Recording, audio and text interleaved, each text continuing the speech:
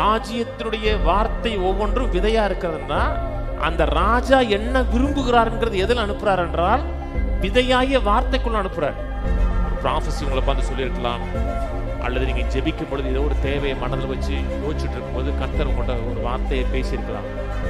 அந்த வார்த்தை வந்துருச்சுன்னா அந்த வார்த்தையை நீ இருதயமாகிய நிலத்துல வச்சு காத்து கொண்டீங்கன்னா அது மேல பரிசுத்த ஆவியார் நிழலிடுவார். விதைக்கப்படுவதுடைய விதையினுடைய மோட்டிவ் அன்பினால் ஏவப்படுகிறோமா, விசுவாசத்தினால் ஏவப்படுகிறோமா அப்படின்னா அந்த விதை ஆவிக்குரிய விதையாக இருந்து ஆவிக்குரிய பலனை கொண்டு வரும். எந்த மனிதனுக்கு செஞ்சாலும் தேவனை நேசிக்கிறேன், ராஜாவை நேசிக்கிறேன், அந்த மனிதன்ட்டையோ அவங்கள்ட்ட எந்த எதிர்பார்ப்பும் வைக்கல, அப்படி வச்சிங்கன்னா அது ஆவிக்குரிய விதையா இருக்கும். அந்த விதை 30, 60, 100 பலன் கொடுக்கும்.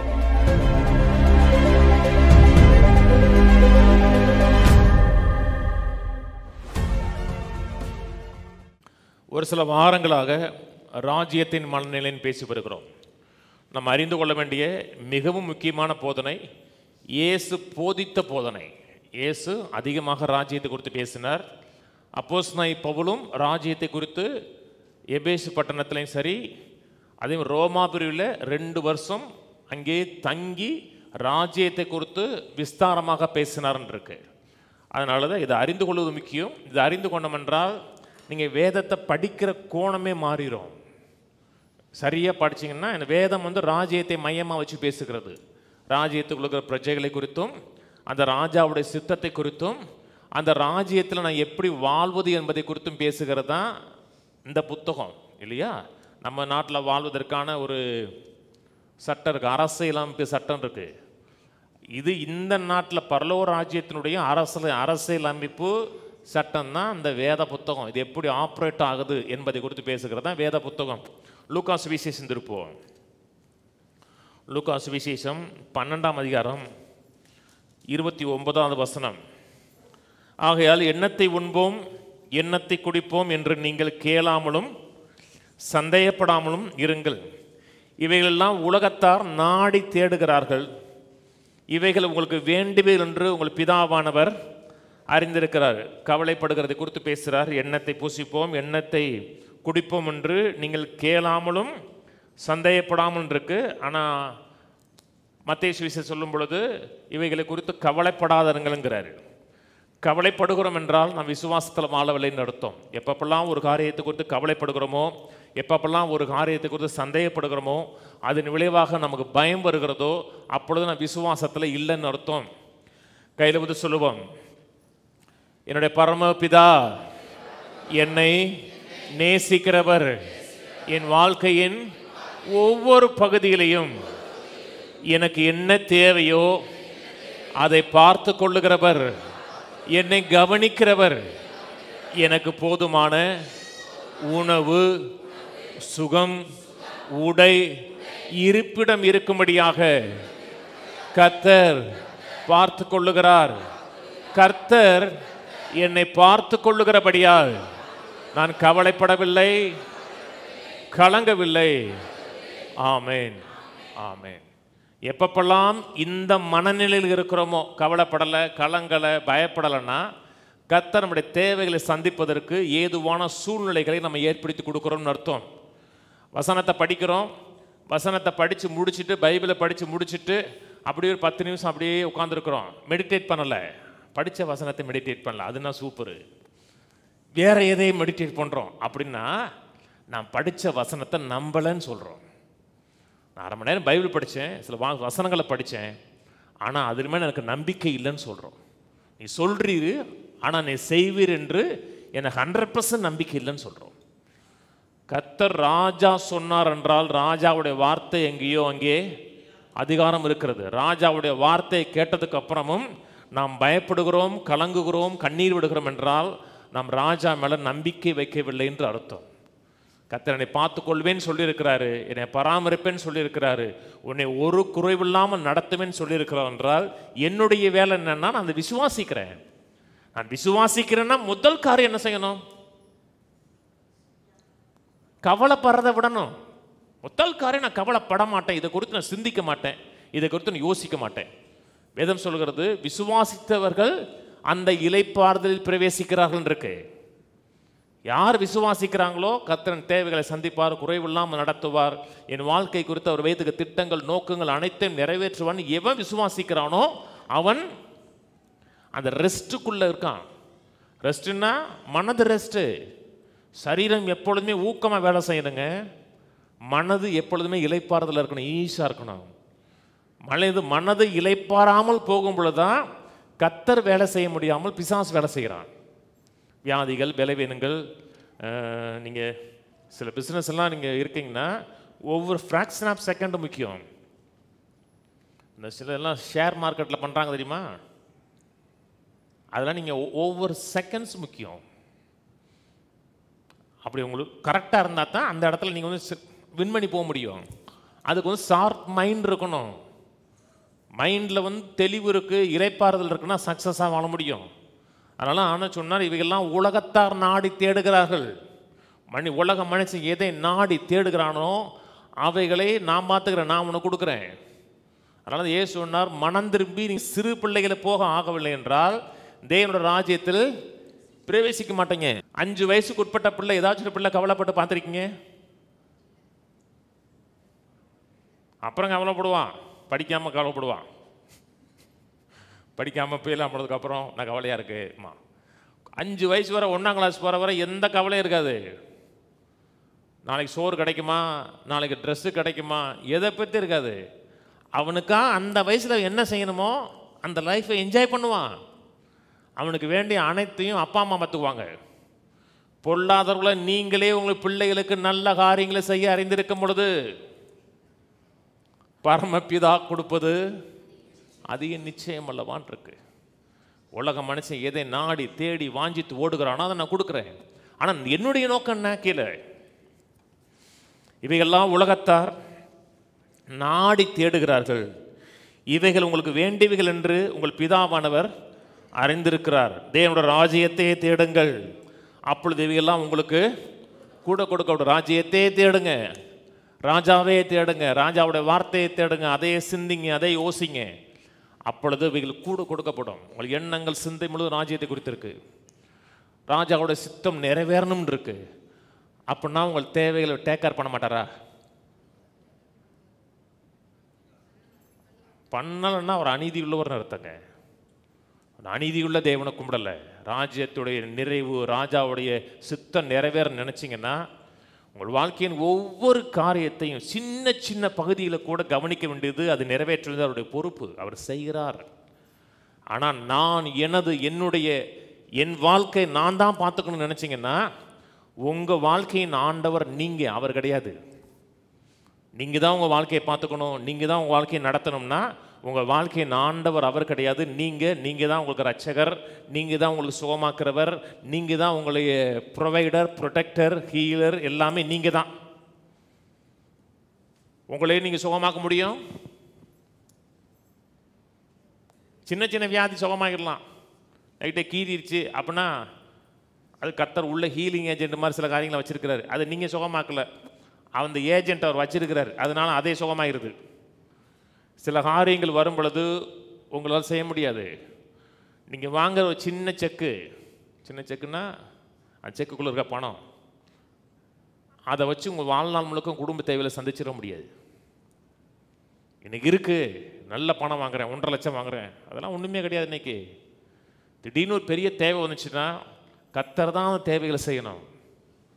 நீங்கள் கர்த்தரை மெய்யாவே விசுவாசிக்கிறீங்க, ராஜ்யத்தை விசுவாசிக்கிறீங்க, ராஜாவை விசுவாசிக்கிறீங்கன்னா ராஜ்யத்தின் மனநிலை இருக்கிறது என்றால், அந்த மைண்ட் செட் இருக்கிறது என்றால் கவலைப்பட மாட்டோம். ரோமரில் சொல்றாரு, விசுவாசத்தினால் உண்டாகும் சந்தோஷத்தினாலும் சமாதானத்தினாலும் உங்களை நிரப்புவாராக இருக்கு. விசுவாசத்தினால் உண்டாகக்கூடிய சந்தோஷம், சமாதானம், ஜாய் அண்ட் பீஸ். விசுவாசிக்கிறேன் அப்படின்னா முதல்ல என்ன இருக்கணும்? ஜாயா இருக்கணும், மகிழ்ச்சியா இருக்கணும் சொல்லல, சந்தோஷமா இருக்கணும். மகிழ்ச்சி வேற, சந்தோஷம் வேற. மகிழ்ச்சி வந்து சூழ்நிலைகளை சார்ந்தது, சந்தோஷங்கிறது கர்த்தருடைய வார்த்தையின் மேல இருக்க விசுவாசத்தை சார்ந்தது. விசுவாசத்தினால் உண்டாகும் சந்தோஷத்தினாலும் சமாதானத்தினாலும் நிரப்புவராக. இது ரெண்டுமே நிறைஞ்சிருந்துச்சுன்னா வாழ்க்கை பிரயாணம் சக்ஸஸாக இருக்கும். இங்கேருந்து சென்னை வரை போகிறீங்க, இங்கே போகும்போது முதல்ல டேங்கை ஃபில் பண்ணணும். டேங்கை ஃபில் பண்ணிங்கன்னா அதுக்கப்புறம் உளுந்தூர்பேட்டைக்கு அப்புறம் ஒரு வட்டம் பார்க்கணும். அதை நான் ஒரு தடவை ஃபில் பண்ணோம்னா 1000 தடவை ஃபில் பண்ணிங்கன்னா கஷ்டம். ஒரு தடவை ஃபில் பண்ணதுக்கப்புறம் ஒரு குறிப்பிட்ட கிலோமீட்டர் போனதுக்கப்புறம் ஃபியூல் செக் பண்ணணும். எஃப் பக்கத்தில் இருக்கா, இ பக்கத்தில் போயிட்டே இருக்காண்டு. ஆனால் கர்த்தர் தேவையில்லை சந்திப்பார். நான் வரும்போதே டேங்கில் வச்சுட்டேன் அப்படின்னா உளுந்தூர்பேட்டை தாண்டி அதுக்கப்புறம் திண்டிவனத்து பக்கத்தில் வண்டி ஓரமாக மரத்தடியில் நிற்கலாம். நீங்கள் உங்கள் அடுத்த உங்கள் வண்டி போகாது. ஏன் போகாது? ஃபியூல் கிடையாது. கிறிஸ்தவ வாழ்க்கையில் நீங்கள் சக்ஸஸாக ஓடணும் அப்படின்னா எப்படி பெட்ரோல் காருக்கு முக்கியமோ சந்தோஷமும் சமாதானம் முக்கியம். கவலைப்படுகிறீங்க, கலங்குறீங்க, வேதனைப்படுகிறீங்கன்னா ராஜ்யம் என்னோட வாழ்க்கையில் வேலை செய்வதற்கான சூழ்நிலை இல்லைன்னு அர்த்தம்.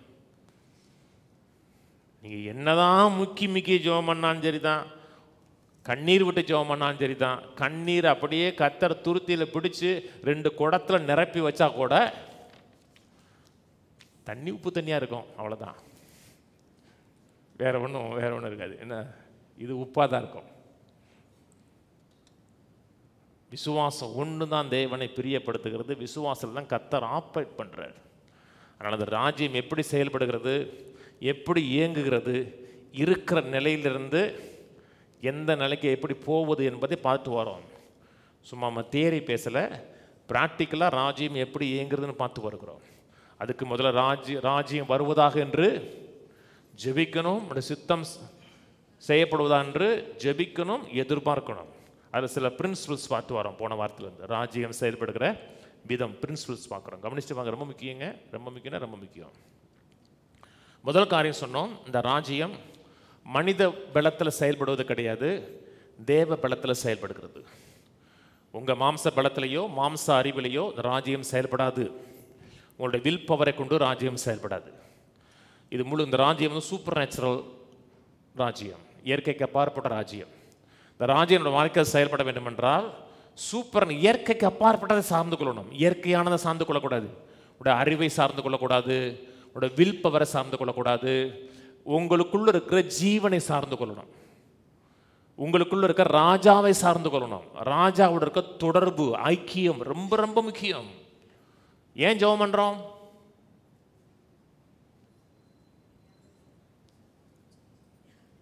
அப்பதான் எனக்கு தூக்கம் வருங்க. நான் ஜெபம் பண்ணலாம், நைட்டு தூக்கம் வராது. அதனால நான் தூங்குறதுக்காக 1 நிமிஷம் ஜெபம் பண்ணிடுவேன், அப்புறம் நல்லா தூங்கிடுவேன். எதுக்கு ஜெபம் பண்றோம்? என்னால் முடியாது. ஒரு காரியத்தை செய்வதற்கு எனக்கு சத்துவம் கிடையாது, ஆற்றல் கிடையாது. நீங்கள் ராஜாவை எந்த அளவுக்கு நம்பி வாழுகிறீர்களோ அந்த அளவுக்கு ராஜ்யம் உங்களுக்குள்ளாகவும் உங்கள் மூலமாகவும் செயல்படும். அதனால வேதம் சொல்லு, பலத்தினாலும் அல்ல பராக்கிரமத்தினாலும் அல்ல, என்னோட ஆவியினாலே ஆகும் என்று சேனைகளின் கர்த்தர் சொல்லுகிறார் இருக்கு.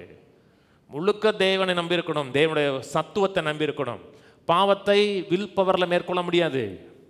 நீங்கள் எவ்வளோ பெரிய ஆளாக இருந்தாலும் சரிதான், சூப்பர் ஸ்பிரிச்சுவலாக இருந்தாலும் சரிதான், 9 வரங்களையும் ஆப்ரேட் பண்ணக்கூடிய ஆளாக இருந்தாலும் சரிதான், உங்களுக்கு ஒரு மாம்சம் இருக்கு. இருக்கா இல்லையா? இருக்கு. மாம்சத்தில் நன்மை ஒன்றுமில்லை. பாவத்தை மேற்கொள்ளணும், பரிசுத்தமான வாழ்க்கையை வாழணும், தேவன் ஏற்படுத்தியிருக்கிற அத்தனை நன்மைகளை நான் அனுபவிக்க வேண்டும் என்றால் என் வில் பவரை நம்பக்கூடாது, உள்ள இருக்கிற கர்த்தரையும் அவருடைய சத்துவத்தை நம்பணும். அப்படி வாழ்ந்தோம்னா ராஜ்யம் வேலை செய்யும். 2வது காரியம், ராஜ்யம் செயல்படுகிற விதமாவது என்று மத்தேயு 13, மார்க் 4 இதெல்லாம் சொல்றார். இந்த ராஜ்யத்தின் ராஜாவுடைய வார்த்தை என்பது விதை போல இருக்கிறது. விதைக்கிறவன் ஒருவன் விதைக்கப்படப்பட்டான், விதையானது வசனம்ங்கிறார். ராஜ்யத்தின் வார்த்தைகள் ஒவ்வொன்றும் ராஜ்யத்தின் விதைகளாக இருக்கிறது. எந்த விதைகளை விதைக்கிறோமோ விதைக்கேற்ற தன்மை இருக்கிறது. நான் சொன்னது புரியுதுங்களா? எந்த விதையை விதைக்கிறோமோ விதைக்கேற்ற தன்மை இருக்கிறது.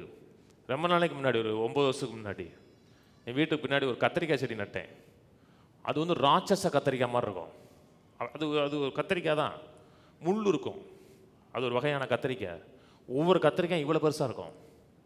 ஒரு கத்திரிக்காய் எடுத்துட்டிங்கன்னா அன்றைக்கி கூட்டு வச்சு சாம்பார் வச்சு எல்லாம் முடிச்சிடலாம். ஏன்னா அதனுடைய விதையினுடைய தன்மை அது. எந்த விதையை விதைக்கிறீர்களோ அந்த விதைக்கேற்ற தன்மை அந்த விதையிலே இருக்கிறது. ராஜ்யத்தினுடைய வார்த்தை ஒவ்வொன்றும் விதையா இருக்கிறதுனா அந்த ராஜா என்ன விரும்புகிறார்ங்கிறது எதில் அனுப்புறார் என்றால் விதையாகிய வார்த்தைக்குள்ள அனுப்புறார். என் சரீரம் சுகமாகணும் எங்க இருக்கு? விதையாகிய வார்த்தைக்குள்ள அனுப்புகிறார். என்னுடைய பொருளாதாரம் மாறணும், எப்படி மாற்றம் ஏற்படுகிறது? விதையாகிய வார்த்தைக்குள்ள அனுப்புகிறார். என் மேரேஜில் ஒரு மாற்றம் ஏற்படணும், எப்படி நடக்குது? விதையாகிய வார்த்தையில் நடக்கிறது. அதெல்லாம் 4 நிலத்தை கொடுத்து பேசுறாரு. அதெல்லாம் ராஜ்யம் செயல்படுகிற விதத்தில் பேசுறார். ராஜ்யம் எப்படி ஆப்ரேட் ஆகுன்னு பேசுறார். முதல் நிலம் அது வலியேறியான நிலம். அதில் ஏன் அந்த விதைக்கப்பட்ட விதைகள் பலன் இல்லாமல் போதுன்னா அதை அவர்கள் உணர்ந்து கொள்ளவில்லைன்னு இருக்கு. உணர்ந்து கொள்ளவில்லை என்றால் அதை அண்டர்ஸ்டாண்ட் பண்ணலாம்னு அர்த்தம். இருளின் ராஜ்யம் ஒளியின் ராஜ்யம் இருக்கு இல்லையா? இருள்னா என்ன? ஒன்றும் தெரியாதுன்னு அர்த்தம், அண்டர்ஸ்டாண்டிங் கிடையாதுன்னு அர்த்தம். கும்மிருட்டா இருக்கு அப்படின்னா என்ன அர்த்தம்? ஒன்றுமே தெரியாதுன்னு அர்த்தம். ஃபுல் வெளிச்சமாக இருக்குன்னா எல்லாம் தெரியும்னு அர்த்தம். இந்த ராஜ்யத்தில் எல்லாம் வெளிச்சம், எல்லாவற்றை காரியங்களை குறித்த இன்சைட் கொடுக்கப்படும், அறிவு கொடுக்கப்படும். அதில் உங்களுக்கு எல்லாவற்றை குறித்த உண்மையான அறிவு மறைக்கப்படும். நான் சொன்னது புரியுதுங்களா? ஒரு காலத்தில் அவங்களுக்கு எது சத்தியம் நினைக்கிறாங்க, சத்தியம் கிடையாது. ஏன்னா அது இருள் ராஜ்யம். அங்கிருந்து நம்மை கொண்டு ஒளியின் ராஜ்யத்துக்கு கொண்டு வருகிறார். இங்கே ஏன் செயல்படலைன்னா அது உணர்ந்து கொள்ளலை. உணர்ந்து கொள்வதற்கு அவர்கள் முயற்சி எடுக்கலை. சில மக்கள் நினைக்கிறாங்க நீங்கள் கொஞ்சம் கடினமாக பேசுனீங்கன்னா புரியாது, எல்லாருக்கும் புரியுற மாதிரினா மேக்ஸிமம் எல்லாரும் புரியுற மாதிரி தான் சொல்லிக் கொடுக்குறேன். பேசுறது கடினமாக இருந்தால் கூட எல்லாருக்கும் விளங்குற அளவுக்கு சொல்லித்தரேன். ஆனால் நீங்கள் அது விளங்கணும்னு நினச்சி கேட்டால் தான் விளங்கும். இன்னைக்கு பேசுகிறது எனக்கு விளங்கும், இல்லை ஒரு பேசுகிறது விளங்காது அப்படின்னு நினச்சிங்கன்னா விளங்காது. ஏன்னா உங்களோட கவனம் இன்னொருத்தின் மேலே இருக்கிறது. நீங்கள் பேசுகிறது ரொம்ப வேல்யூவாக விலையேறப்பட்டதாக நினச்சிங்கன்னா அது உங்களுக்கு விளங்கிடும். முக்கியமான காரியம் பேசுகிறாங்க, வாழ்க்கை கேட்ட காரியங்களை பேசுகிறாங்க, என் கவனத்தையும் சிந்தையும் அப்படியே கூர்ந்து கவனிக்கணும், வேறு எந்த எண்ணத்தையும் விடக்கூடாதுன்னு நினச்சிங்கன்னா அதை நாம் உணர்ந்து கொள்ளலாம். உணர்ந்து கொண்டோம்னா உணர்ந்து கொண்ட வசனத்தை பிசாசு எடுக்க முடியாது. 2வது காரியம் சொல்கிறாரு, வசனத்தின் மீது உபத்திரவும் துன்பம் வந்த உடனே அவர்கள் இடர் நடைகிறார்கள். அது கற்பாறை நிலத்தை கொடுத்து பேசுகிறார். வசனத்தை கேட்குறாங்க, அவங்களுக்கு ஒரு சந்தோஷம் உண்டாகுது எடுத்த உடனே. அப்படின்னா அவங்களுக்கு புரிஞ்சிருக்கு, வசனம் புரிஞ்சிருக்கு, வசனத்துடைய காரியங்கள் விளங்கி இருக்கிறது, அவங்களுக்கு நல்லா விளங்கி இருக்கிறது.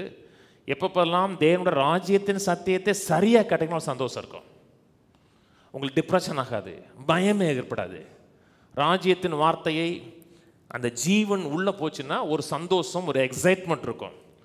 அந்த எக்ஸைட்மெண்ட்டோடையே நீங்கள் வெளியே போகிறீங்க. போகும்பொழுது அநேக மக்கள் அதை ஏற்றுக்கொள்வது கிடையாது. இந்த 2வது லேண்டு ஏன் வேலை செய்யலைன்னா இவர் செல்ஃபிஷ் ஃபெலோ, அதாவது செல்ஃப் சென்டர்டாக மனுஷன். நான் ஒரு லைஃப் வாழ்கிறேன், சர்ச்சுக்கு வந்தேன்னா சந்தோஷமாக இருப்பேன், வசனம் கேட்பேன், ஆனால் என்னை நீங்கள் டிஸ்டர்ப் பண்ணக்கூடாது. நான் வெளியே போய் எல்லாரோடும் எல்லா மாதிரி இருப்பேன். நான் கேட்ட வசனத்தின் அடிப்படையில் எங்கள் குடும்ப வாழ்க்கையிலையோ என் நண்பர்கள் மத்தியிலையோ ஒரு பிரச்சனை ஏற்படுதுன்னா அந்த வசனம் எனக்கு வேணாம். ஏன்னா அவங்களுக்கு பிரச்சனை வந்துடக்கூடாது, எதுவுமே அவங்க டிஸ்டர்ப் பண்ணிடக்கூடாது.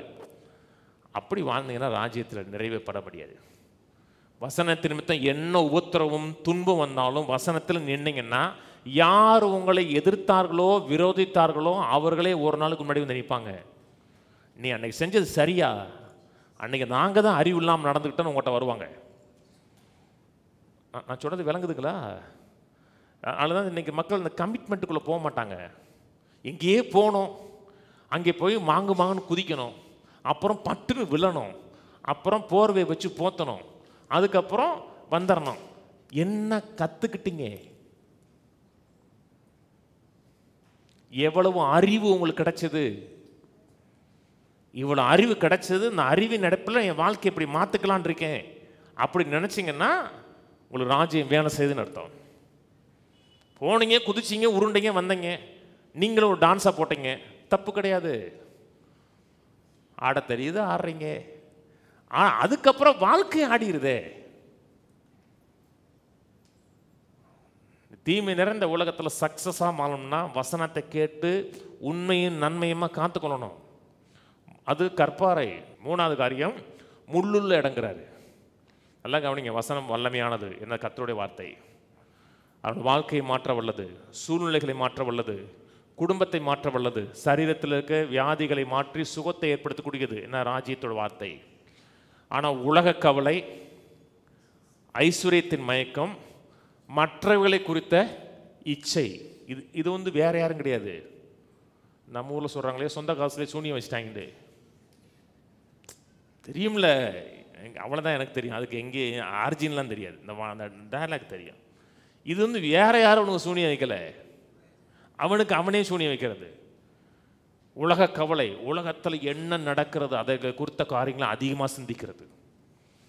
தேவனுடைய ராஜ்யத்தில் என்ன நடக்கிறதுன்னு பார்க்க மாட்டாங்க. உலகத்தில் என்ன நடக்குது, உலகத்தில் என்ன தீமை நடக்குது, உலகத்தில் என்ன கஷ்டம் நடக்குது, இதே சிந்திக்கும் பொழுது இந்த புறம்பான ராஜ்யத்தில் இருக்க காரியத்தை உள்ளே கொண்டு வரும் பொழுது வசனம் செயல்படாமல் அந்த வசனத்தை நெருக்கி போடுகிறது, முள்ளு மாதிரி நெருக்க போடுகிறது. பணம் முக்கியமா? பணம் முக்கியம்.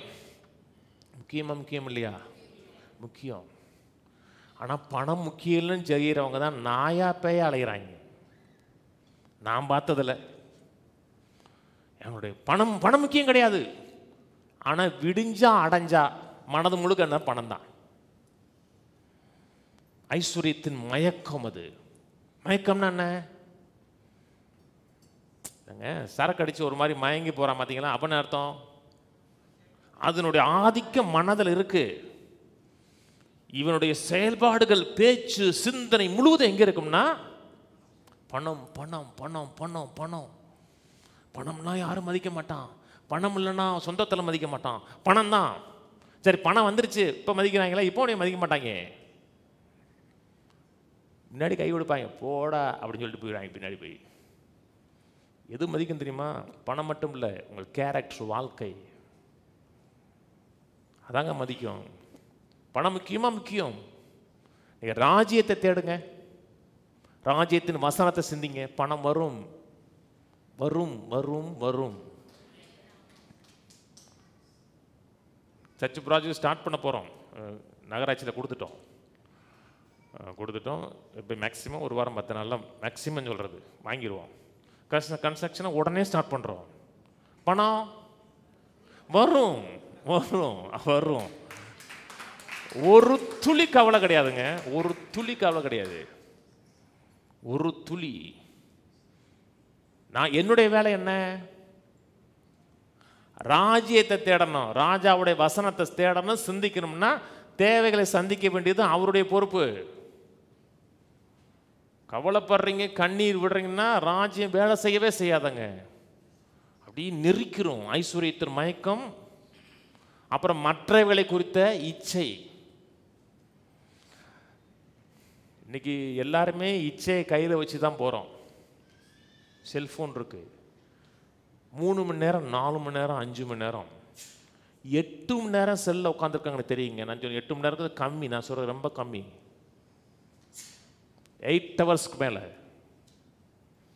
யூடியூப்பு, வாட்ஸ்அப்பு, ட்விட்டரு, அவங்க இருப்பாங்க, பிஸியாக இருப்பாங்க. ஒரு ஸ்டேட்டஸை போடுவாங்க, அதை எத்தனை பேர் பார்த்தான்னு பார்ப்பாங்க, எத்தனை பேர் மற்றவங்க இவன் பார்த்தா தான் நிறையா இருக்கு அதில். அப்படியே போகும், நேரம் ஆகும். வாரம் முழுக்க 7 நாளும் 6 நாள் இந்த காரியங்களாம் நிறைஞ்சு 7வது நாள் நான் பேசுகிற 1 மணி நேர வார்த்தை உங்கள் வாழ்க்கையை மாற்றி அமைச்சிடாது. ஏன்? மற்றவர்களை குறித்த இச்சை அப்படி இழுக்கும் தெரியுமா? இன்னைக்கு சின்ன பசங்க தான் கேம் விளாட்றாங்கன்னா, சின்ன பசங்க மட்டும் விளாட்றாங்க. 40 வயசுக்கு 6 ஆள் அப்படி நோண்டி விளாண்டுட்டு இருக்கான். சரி, கடவுள் அறியாத மனுஷன் விளாட்றான், போயிட்டு போகிறான். நம்ம மக்களும் இருக்காங்களே கேம் விளாட்றது. இதெல்லாம் என்ன செய்யணும்? வார்த்தை நமக்குள்ளே செயல்படாமல் தடுத்துரும். வார்த்தைக்கு வல்லமை இருக்கா? ஆற்றல் இருக்கா? பவுலுக்குள்ள ராஜ்யத்தின் வார்த்தைகள் போச்சு, என்னாச்சு? உலகத்தை கலக்குனார் இந்த மனுஷன். உலகத்தில் பெரிய மாறுதலுங்க. இன்னைக்கு இருக்க சோசியல் மீடியா கிடையாது, ஒன்றுமே கிடையாதுங்க. அன்னைக்கு உலகத்தில் ஒரு சேஞ்சை ஏற்படுத்தி கொடுத்தார். ஆதி அப்போஸ்தலர்கள் படிக்காதவங்க அவ்வளோ பெரிய மாற்றத்தை கொடுத்தாங்க. வசனம் உள்ள வேலை செஞ்சு, ஆதி திருச்சபையில் வேலை செஞ்சு. ஏன் வேலை செஞ்சு? வசனத்துக்கு மட்டும் இடம் கொடுத்தார்கள். அதே உண்மையும் நன்மையும் காத்துக்கொண்டோம்னா வார்த்தை நம்முடைய வாழ்க்கையில் கட்டாயம் வேலை செய்யும். ஆனால் இதை குறித்து என்ன, அதை குறித்து என்ன, இதை குறித்து என்ன செய்கிறோம்? மத பாரம்பரியம், ட்ரெடிஷன். இங்கே வந்து பேசுனீங்கன்னா நீ இது வரைக்கும் கேட்டதுக்கும் இங்கே பேசுறதுக்கும் வித்தியாசம் இருக்கும். இங்கே வந்து கேட்டுட்டீங்கன்னா முதல் இங்கே ரசிக்கப்பட்டீங்கன்னா வித்தியாசம் தெரியாது. ஒரு மத பாரம்பரியத்தில் அப்படியே மூளையெல்லாம் அந்த எண்ணத்தெல்லாம் நிறைஞ்சு வந்தீங்கன்னா இங்கே பேசுறது வேறு மாதிரி இருக்கும். நான் சொன்னது புரியுதுங்களா? அப்போ அது இடிக்கும். அதை உடைச்சிட்டிங்கன்னா ராஜ்யம் வேலை செய்யும். லூக்கா சுவிசேஷம் முக்கியமான ஒரு காரியம். ராஜ்யம் எப்படி செயல்படுகிறது என்பதை குறித்து இங்கே பேசுகிறார். ராஜ்யத்தோட ராஜா கற்பந்தரித்த இடம் அது. ராஜ்யம் எப்படி செயல்படுகிறது, ராஜ்யம் எப்படி கருத்தரிக்கப்படுகிறது, ராஜ்யம் எப்படி செயல்படுகிறது லூக்கா சுவிசேஷத்தில் ஆண்டவர் எழுதி வச்சிருக்கிறார். மரியாள் ஒரு அற்புதமான அம்மா, போற்றுதலுக்குரிய ஒரு பெண்மணி. 15 to 16 வயசு, வயசானால் கிடையாது, 15லேருந்து 16 வயசு ஒரு இளம் பெண், டீனேஜில் இருக்கிற ஒரு பெண். தேவதூதன் வந்து நீ கர்ப்பவதியாகி ஒரு குமாரனை பெறுவாங்கிறாங்க. ஒரு சந்தேகம் கேட்குறாங்க, அப்புறம் விலைக்கு சொல்கிறாரு. அந்த வார்த்தையை விசுவாசிக்கிறாங்க, கருத்தரிக்கிறாங்க, அப்புறம் பிள்ளை பெறாங்க. இதே தேவதூதன் கேப்ரியல் சகரியாவிட்ட 6 மாதத்துக்கு முன்னாடி போகிறார். அவர் வந்து ஒரு மத சடங்காச்சாரங்களை சர்ச்சில் பண்ணக்கூடிய ஆள். ஜெபித்திருக்கிறாரு, நமக்கு குழந்தை வேணும்னு ஜெபிச்சிருக்கிறாரு. தேவதூதன் வந்து உன் வேண்டுதல் கேட்கப்பட்டது, உனக்கு ஒரு பிள்ளை பிறக்கும், அவன் வந்து இப்படி இருப்பான் அப்படி இருப்பான், பிதாக்களுடைய இருதயத்தை பிள்ளைகளிடத்திலும் பிள்ளைகளுடைய இருதயத்தை பிதாக்களிடத்திலும் திருப்புவான், கர்த்தருக்கு வழியை உண்டாக்குவான்னு சொன்ன உடனே அவன் கேட்குறான், இது எப்படி ஆகுங்கிறான். அதாவது கொஸ்டின் பண்ணுறான். கர்த்தர் ஒரு காரியத்தை சொல்லும் பொழுது நீங்கள் விளங்கி கொள்வதற்காக கொஸ்டின் பண்ணலாம், கேள்வி கேட்கலாம். இது எனக்கு விளங்கலையே. இப்போ வேதத்தில் எனக்கு பேதுரு ரொம்ப ஒரு பிரித்த கேரக்டர். ஏன்னா அவருக்கு விளங்கலைன்னா சரியாக தான் இருக்கும் அப்படின்னு போக மாட்டார். அவர் உடனே அடுத்த செகண்டு என்ன பிரச்சனையாக இருக்கு எனக்கு தெரியலன்னு கேட்பார். அது வந்து விளங்கி கொள்வதற்காக கேட்பது. கொஸ்டின் பண்ணது நல்லது, ஆனால் சகரியா கொஸ்டின் பண்ணது அவர் சொன்னதே கொஸ்டின் பண்ணார். சொல்கிறது புரியுதுங்களா? ஒரு காரியத்தை நீங்கள் கேள்வி கேட்குறீங்க அப்படின்னா நீ இருக்கிற நிலையிலிருந்து அடுத்த நிலைக்கு போக விரும்புகிறீங்கன்னு அர்த்தம். மனதில் சில காரியத்தை செட் பண்ண விரும்புகிறீங்க, இப்படி இருக்கக்கூடாது, வாழ்க்கை இப்படி மாறணும், அதனால் சில காரியங்களை குறித்த விளக்கம் வேணும்னு சொல்லி விளக்கம் கேட்டிங்கன்னா அடுத்த லெவலுக்கு போகிறீங்க. ஆனால் சொன்னதே கொஸ்டின் பண்ணிங்கன்னா நீங்கள் இருக்கிற நிலையிலே இருப்பீங்க, பின்னாடி போவீங்க. வாசிப்போம் லூக்கா 1:26. 6ஆம் மாதத்தில் கேப்ரியேல் என்னும் தூதன் கலிலேயாவில் உள்ள நாசரேத் என்னும் ஊரில் தாவீதின் வம்சத்தானாகிய யோசேப்பு என்கிற நாமமுள்ள புருஷனுக்கு நியமிக்கப்பட்டிருந்த ஒரு கன்னியின் இடத்திற்கு தேவனாலே அனுப்பப்பட்டான். அந்த கன்னிகையின் பெயர் மரியாள். அவள் இருந்த வீட்டில் தேவதூதன் பிரவேசித்து, கிருபை பெற்றவளே வாழ்க, கர்த்தர் உன்னுடனே இருக்கிறார், ஸ்திரீகளுக்குள்ளே நீ ஆசீர்வதிக்கப்பட்டவள் என்றான். அவளோ அவனை கண்டு அவன் வார்த்தையினால் கலங்கி இந்த வாழ்த்துதல் எப்படிப்பட்டதோ என்று சிந்தித்து கொண்டிருந்தாள். தேவதூதன் அவளை நோக்கி, மரியாளே பயப்படாதே, நீ தேவனிடத்தில் கிருபை பெற்றாய், இதோ நீ கர்ப்பவதியாகி ஒரு குமாரனை பெறுவாய், அவருக்கு இயேசு என்று பெயரிடுவாயாக. அவர் பெரியவராயிருப்பார், உன்னதமாருடைய குமாரன் எனப்படுவார். கர்த்தராகிய தேவன் அவருடைய பிதாவாகிய தாவீதின் சிங்காசனத்தை அவருக்கு கொடுப்பார். அவர் யாக்கோபின் குடும்பத்தாரை என்றென்றைக்கும் அரசாளுவார், அவருடைய ராஜ்யத்திற்கு முடிவிராது என்றான். அதற்கு மரியாள் தேவதூதனை நோக்கி, இது எப்படியாகும் புருஷனை அறியேனே என்றால். ஒரு புரிந்து கொள்ளுதல் அவசியமாக இருக்கிறது. சின்ன குழந்தைன்னா 15-16 வயசு பெண், ஒருத்தருக்கு நிச்சயம் பண்ணப்பட்டிருக்கா. அவளுக்கு கிடைச்ச அறிவின் அடிப்படையில் கல்யாணமாகி கணவன் மனைவி உறவில் தான் பிள்ளை பெறுங்கிற அறிவு அவளுக்கு கிடச்சிருக்கு. அப்படித்தான் இயற்கையாக எல்லாருடைய வாழ்க்கையிலும் பிள்ளை பேர் நடக்கிறது. கணவன் மனைவி உறவின் மூலமாக பிள்ளை பிறக்கிறது. இவ சொல்கிறா, நான் புருஷனை அறியனே, எனக்கு கல்யாணம் ஆகலையேங்கிறார். எத்தனையோ அற்புதங்களை பார்த்துருக்குறோம், விசுவாசிக்கிறோம். கர்த்தர் அற்புதங்களை செய்கிறவர். எல்லா அற்புதத்துக்கும் மேலான அற்புதம் கன்னி கர்ப்பவதியானது. ஆணின் உதவியே இல்லாமல் வார்த்தை கரித்தரிக்கப்பட்டது. முக்கியமான காரியம் கவனிங்க. சொல்கிற காரியம் என்னென்னா, கர்த்தரிடத்துல ஒரு அனுபவத்தை பெறுவதற்கு உங்களுக்கு வயசுலாம் மேட்டரே கிடையாது. வயசு இல்லைங்க, சின்ன பிள்ளை, அதனால் தெரியாது. 15 வயசு இருக்கா, 16 வயசு ஆயிடுச்சா, 15-16 வயசு பொண்ணு மிகப்பெரிய அனுபவத்தை பெறுறாங்க. அவங்க கர்த்தரால் நீங்கள் பயன்படுத்தப்படுவதற்கும் வயசு இஷ்யூ கிடையாது. இவ்வளோ வயசுல தான் கர்த்தர் யூஸ் பண்ணுவார், அப்படி இஷ்யூ கிடையாது. நீங்கள் கர்த்தருக்கு இணங்கி வார்த்தைக்கு உட்பட்டீங்கன்னா எந்த காலத்திலையும் கர்த்தர் உங்கள் வாழ்க்கையில் அற்புதம் சித்தை செய்ய வல்லவர். ஒரே காரியம் என்ன, வார்த்தையை கேட்கணும், விசுவாசிக்கணும், இருதயத்தில் வச்சு காத்து கொண்டீங்கன்னா அது 30, 60, 100 பலன் கொடுக்கும். 35 தேவதூதன் அவளுக்கு பிரதியுத்தரமாக, பரிசுத்த ஆவி உன்மேல் வரும், உன்னதமானுடைய பலம் உன்மேல் நிழலிடும், ஆதலால் உன்னிடத்தில் பிறக்கும் பரிசுத்தம் உள்ளது தேவனுடைய குமாரன் எனப்படும். இதோ உன் இனத்தாலாக இருக்கிற எலிசபெத்தும் தன் முதிர் வயதிலே ஒரு புத்திரனை கற்பந்தரித்திருக்கிறார். மலடி எனப்பட்ட அவளுக்கு இது 6ஆம் மாதம் போடு. தேவனாலே கூடாத காரியம் ஒன்றுமில்லை என்றான். அதற்கு மரியாள், இதோ நான் ஆண்டவருக்கு அடிமை, உம்முடைய வார்த்தையின்படி எனக்கு ஆக கடவுது என்றால். அப்பொழுது தேவதூதன் அவளிடத்திலிருந்து, வேலை முடிஞ்சிருச்சு, வந்த நோக்கம் முடிஞ்சிருச்சு. இதோ ஆண்டவருக்கு அடிமை, உம்முடைய வார்த்தை என்ன சொல்லுகிறதோ எந்த சந்தேகத்துக்கு அப்பாற்பட்ட விதத்தில் பயப்படாமல் எனக்கு ஆக கடவுங்கிறாரு. வேலை நடந்துருச்சு. பின்னாடி சொல்கிறாரு, லூக்கா 1:45 எலிசபெத் சொல்கிறாங்க, விசுவாசித்தவளே பாக்கியவதி, கர்த்தரால் அவருக்கு சொல்லப்பட்டவைகள் நிறைவேறும். நீங்கள் விசுவாசிக்கிறீங்களா? என்ன விசுவாசிக்கிறீங்க? நீங்கள் ஒரு 1/2 மணி நேரத்தில் முடிச்சிருவீங்கன்னு விசுவாசிக்கிறேன். என்ன விசுவாசிக்கிறீங்க? கர்த்தர் உங்கள்கிட்ட ஏதாவது சொல்லியிருக்கிறாரா? ஒரு வாக்குத்தத்தம் கொடுத்துருக்கிறாரா? இதை செய்வேன்னு சொல்லியிருக்கிறாரா? அதை விசுவாசித்தீங்கன்னா நீங்கள் பாக்கியவதி, பாக்கியவான். பக்கத்தோட சொல்லுவோம், நான் பாக்கியவான். தேவன் என்ன சொன்னாரோ அது என் வாழ்க்கையிலே நிறைவேறும் என்பதை விசுவாசிக்கிறேன். கர்த்தரால் எனக்கு சொல்லப்பட்டவைகள் எல்லாம் நிச்சயமா எனக்கு நிறைவேறும். ஆமென், ஆமென். கர்த்தர் ஒன்று சொன்னாரா? எனக்கு எப்படி நிச்சயம்? சொன்னார்ல, அவ்வளோதான் நிச்சயம்.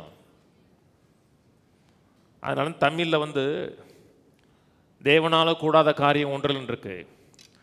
ஏஎஸ்விங்கிற பைபிளில் எப்படி இருக்குன்னா, no word from God shall be void of power இருக்கு.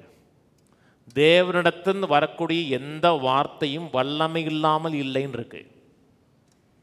தேவனிடத்திலிருந்து வார்த்தை வருதா, பவரோடு வருது, அது நிறைவேற்றக்கூடிய சக்தியோடு ஆற்றலோடு வருது. ஒரு ப்ராஃபஸி உங்களை பார்த்து சொல்லியிருக்கலாம், அல்லது நீங்கள் ஜெபிக்கும் பொழுது ஏதோ ஒரு தேவையை மனதில் வச்சு யோசிச்சுட்டு இருக்கும்போது கர்த்தர் உங்கள்கிட்ட ஒரு வார்த்தையை பேசியிருக்கலாம். அந்த வார்த்தை வந்துருச்சுன்னா அந்த வார்த்தையை நீ இருதயமாகிய நிலத்தில் வச்சு காத்து கொண்டீங்கன்னா அது அதன் மேலே பரிசுத்த ஆவியார் நிழலிடுவார். நிழலிட்டு எதுக்கு நிழலிடுனா அதை காக்கிறார், வேறு எதுவுமே டிஸ்டர்ப் பண்ணாதபடி காக்கிறார். மரியாளுடைய அற்புதம் அதிசயங்க. அவ ஒரு வார்த்தை தான் கன்சீவ் பண்றாங்க, அந்த ஒரு வார்த்தைக்குள்ள பல வார்த்தைகள் இருக்கு தெரியுமா? வார்த்தை மாம்சமானது, அப்படித்தானே இருக்கு. அந்த வார்த்தை மாம்சமாகி கிருபையினாலும் சத்தியத்தினாலும் நிறைந்தேரம் நமக்குள்ள வாசம் பண்ணினார். அந்த ஒரு வார்த்தைக்குள்ள பழைய ஏற்பாட்டு வாக்கு தத்தங்கள் முழுவதும் இருக்கு. நியாயப்பிரமாணம் இருக்கிறது, தீர்க்க தரிசனம் இருக்கிறது, அங்கே எங்கே சொல்லப்பட்ட அத்தனை வார்த்தைகளும் அந்த வார்த்தைக்குள்ள இருக்கிறது. அந்த வார்த்தையை ரிசீவ் பண்றாங்க, கேட்குறாங்க, ரிசீவ் பண்றாங்க, இருதயமாகிய கற்பப்பையில் கருத்தரிக்கிறாங்க. அப்படித்தான் ராஜ்யம் நம்முடைய வாழ்க்கையில் செயல்படுகிறது. முழு கவனமாக கேட்கணும். ஏன்னா என் வாழ்க்கையை மாற்றக்கூடிய விதை இது. இந்த இந்த பக்கத்தில் இருக்க வாக்குத்தத்தம் இருக்கு இல்லையா, 6000 வாக்குத்தத்தங்கிறாங்க சிலர். அது என் வாழ்க்கையில் வர வேண்டும் என்றால் அதை நான் படிக்கணும், விசுவாசிக்கணும், ரிசீவ் பண்ணி இருதயத்தில் கருத்தரிச்சிட்டோம்னா கொஞ்ச நாளில் வாழ்க்கை மாறிடும். அதனால்தான் சபையில் ரொம்ப முக்கியம் என்னென்னா வசனம் போதிக்கிற நேரம். அப்படித்தான் ராஜ்யம் எனக்குள்ளே செயல்படுது, உங்களுக்குள்ளே செயல்படுது. இதை கேட்குற எல்லாருடைய வாழ்க்கையிலும் ராஜ்யம் செயல்படுகிற விதம் அப்படித்தான் செயல்படுது. ஆனால் சின்ன பறவை சொல்கிறார் பார்த்தீங்களா, பெரிய ஒரு சிங்கம் வந்து அதை அப்படியே அவனை பயமுறுத்திருச்சு, அவன் விதைக்கிறத விட்டு ஓடிட்டான்னு சொல்லலை. என்ன சொல்கிறாரு? பறவை. பறவைங்கிறது அற்பமானதுங்க. ஒரு சின்ன டிஸ்ட்ராக்ஷன் உங்களை விட்டு வசனத்தை விட்டு எடுத்துரும் தெரியுமா? பெரிய டிஸ்ட்ராக்ஷன், சின்ன கவன சிதறல், அதை குறித்து சிந்திக்கிறது அப்படி திரும்பி வந்திருப்பீங்க. சின்ன கவன சிதறல் பெரிய அறுவடை தடுத்துரும். நான் சொல்றது புரியுதுங்களா? கவனம் சிதறாம உள்ள கேட்டீங்கன்னா வார்த்தை மாறிடும், வாழ்க்கை மாறிடும். வார்த்தை வாழ்க்கையை மாற்றி அமைக்கும். கேட்கணும், விசுவாசிக்கணும். நான் ஏற்றுக்கொள்ளுகிறேன்னு சொன்னோன்னே எப்படி ஒரு பெண்ணின் வயிற்றுக்குள்ளே ஒரு விதை போய் வளர்ந்து கருத்தரித்து 9 மாதம் கழித்து குழந்தை பிறக்குதோ அப்படித்தான் ராஜ்யத்தில் காரியம் நடக்குது. என்ன இது எப்படி நடக்குதுன்னா விதைப்பு அறுப்பு அப்படித்தான் நடக்குது. ஒரு பெண் கன்சீவ் ஆகிறா. கன்சீவ் ஆன உடனே இப்போ நவீன காலத்தில் ப்ரெக்லர் கார்டு இருக்குது, உங்களுக்கு தெரியும்னு நினைக்கிறேன். ப்ரெக்லர் கார்டை பார்த்தீங்கன்னா கன்சீவ் ஆகிருக்காங்கன்னு தெரிஞ்சிடும். அந்த நாட்களில் ப்ரெக்லர் கார்டெல்லாம் கிடையாது. ஆனால் அவங்களுக்கு தெரியுது நம்ம கன்சீவ் ஆகிருக்கோன்னு தெரியுது. 4 பேர்ட்ட சொல்கிறாங்க நான் கன்சீவ் ஆகிருக்கேன்னு சொல்கிறாங்க. வெளிப்பிரகாரமான எந்தவித அடையாளமும் தெரியாது. ஒரு 2 மாதம் ஆனதுக்கப்புறம் மார்னிங் சிக்னஸ் வரும். மார்னிங் சிக்னஸ்னால் வாமிட்டிங் இருக்கும். எல்லாருக்கும் இருக்குன்னு கிடையாது, இருக்கக்கூடாது. நான் சொன்னது புரியுதுங்களா? கண்டதை தின்னீங்கன்னா வாமிட்டு வரும். இதனால உங்களுக்கு வாமிட்டு வரக்கூடாது. ஏன்னா அது அது அது வந்து ஆசீர்வாதம் கிடையாது. அப்போ கொஞ்சம் கஷ்டமாக இருக்கும். ஆனால் அந்த கஷ்டத்தில் ஒரு எதிர்பார்ப்பு இருக்கும். ஏன்? நான் உன்னை பெற்றெடுக்க போகிறேங்கிற எதிர்பார்ப்பு இருக்கும். அப்புறம் 6 மாதம் கழிச்சோன்னா வயிறு கொஞ்சம் வெளியே தெரியும். 9 மாதம் ஆனால் நல்லா தெரியும். அப்போ எல்லாருக்கும் ஏதோ ஒன்று சம்திங் நடக்குது தெரியும். ஆனால் நம்ம எதிர்பார்த்தது இன்னும் வெளியே வரலை. நான் சொன்னது புரியுதுங்களா?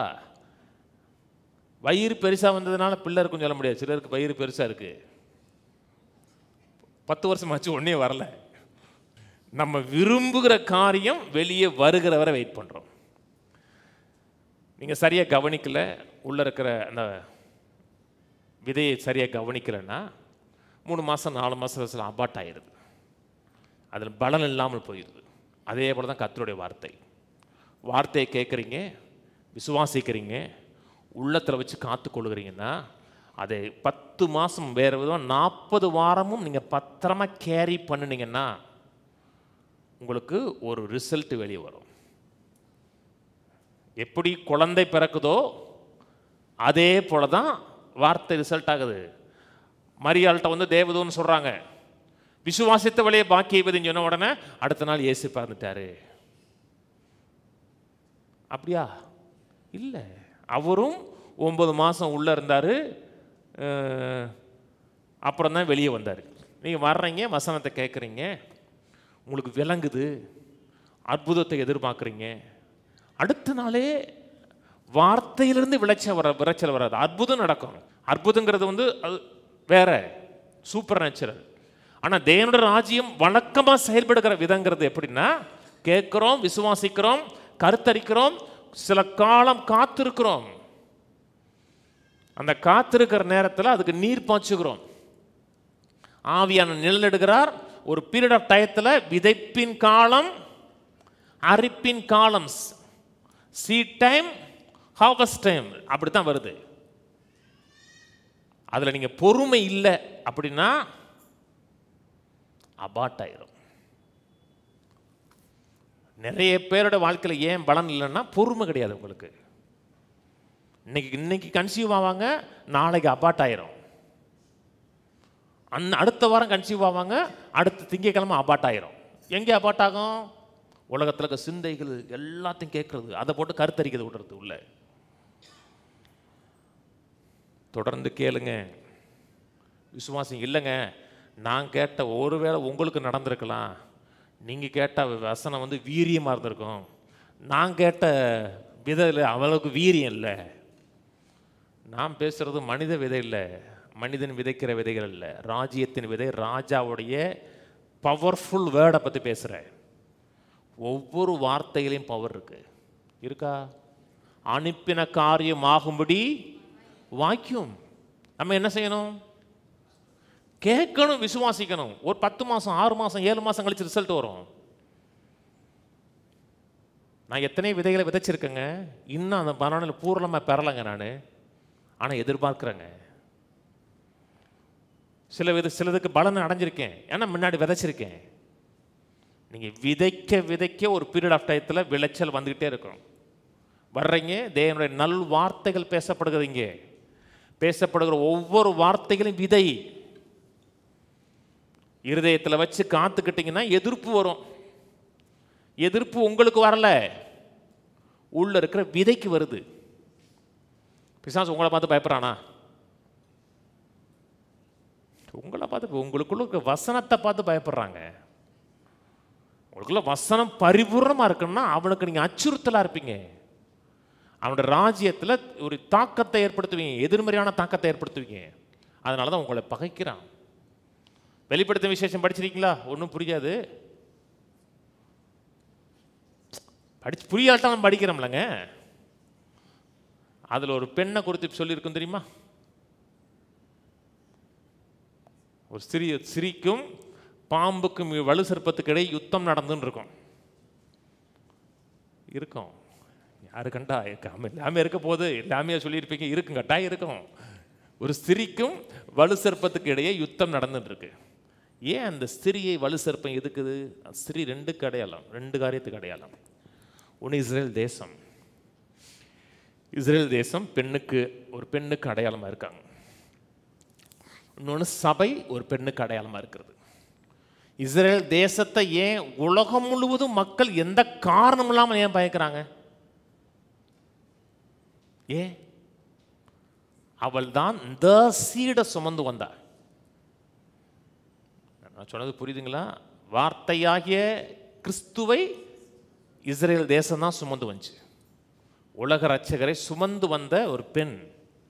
அதனால அவள் மேலே ஒரு சூப்பர் நேச்சுரல் பகை எல்லாருக்கும் இருக்கு. எதுக்கு பயக்கிறான்?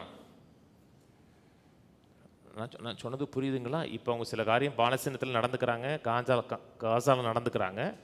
அது வந்து அநீதியான காரியம்தான். அதை சாப்பாடு வாங்குற நேரங்களில் சுட்டு கொள்றாங்கன்றிருக்கு. அது அநீதியான காரியம் இல்லைங்கிறான், ஆனால் அது அநீதி.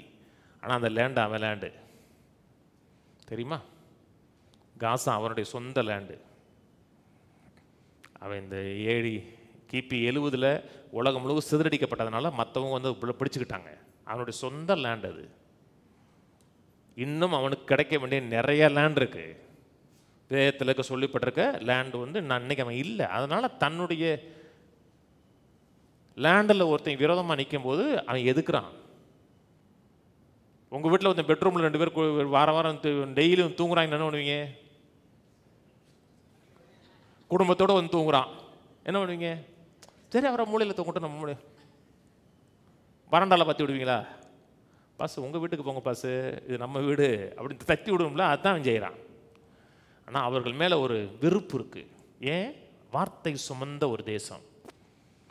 இன்னைக்கு நம்ம மேலேயும் பிசாசு எதுக்குறான். ஏன்? உங்களுக்குள்ள வார்த்தை இருந்துச்சுன்னா எதுப்பான். இல்லை எனக்கு எந்த பிரச்சனையும் வரலையே, உங்களுக்கு வராது. என்ன கட்டாயம் வராது. ஏன்னா நீங்கள் உங்கள் ஃப்ரெண்டு எப்படி உங்களுக்கு விரோதமாக வருவார்?